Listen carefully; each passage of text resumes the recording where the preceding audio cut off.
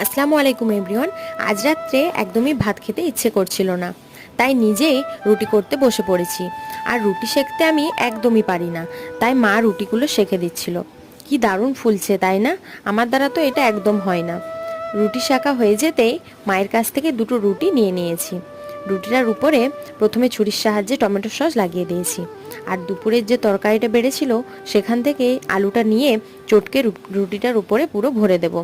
এবার ওই রান্নাটার থেকে 2 পিস চিকেন নিয়ে হাতে করে ভেঙে দিয়ে দেবো। এতক্ষণে তোমরা নিশ্চয়ই বুঝেই গেছো, হ্যাঁ হ্যাঁ, আমি চিকেন রোল বানাচ্ছি, তাও আবার একদম ঘরোয়াভাবে। এরপর উপর থেকে পেঁয়াজ কুচি, শসা কুচি, লঙ্কা কুচি আর অল্প করে লবণ দিয়ে এটাকে রোল রোল করে মুড়িয়ে নেব। মা প্রথমেই বলেছিল, কি দিয়ে রোল বানাবি, তোকে শেষ পর্যন্ত ভাতই খেতে হবে। আমিও এসব দিয়ে বানিয়ে মাকে দেখিয়ে দিলাম। মন চাইলে বাড়িতে থাকা সামান্য কিছু জিনিস দিয়ে সুন্দর খাবার বানানো যায়। কি ঠিক বললাম তো?